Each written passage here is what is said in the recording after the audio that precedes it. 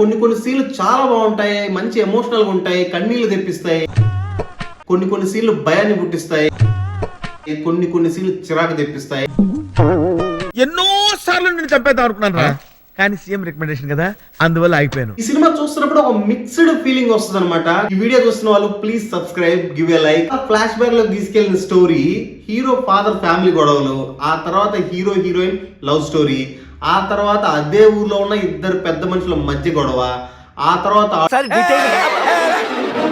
ఏదైనా ఒక విషయం సగం వింటానికే చిరాకు నాకు, రెండోసారి కూడా వినాలా? అటు ఇటు ఎటెట్టో వెళ్ళి సౌత్ ఇండియా మొత్తం కవర్ చేసుకుని మళ్ళా కబడ్డీలోకి వస్తుంది కథ. ఇక్కడి నుంచి అక్కడికి, అక్కడి నుంచి ఇక్కడికి, ఇక్కడి నుంచి అక్కడికి. ఈ సినిమాలో మన రగడి చెప్పినట్టు ఆర్ట్ అండ్ అథెంటిసిటీ చాలా బాగుంటది. ఎందుకంటే వాళ్ళ దాంట్లో ఉన్న ఆర్ట్ ఇంటిసిటీ మన దాంట్లో ఉండదు. మన ఇద్దరు ప్రేమ గుడిసిపోయినా పర్లా, ప్రేమ మాత్రం బాగుండాలి. ఈ సినిమా చాలా రియలిస్టిక్ గా ఉంటుంది మూవీ మొత్తం. ఈ సినిమా రివ్యూయర్స్ కి ఎక్కువ నచ్చుతుంది.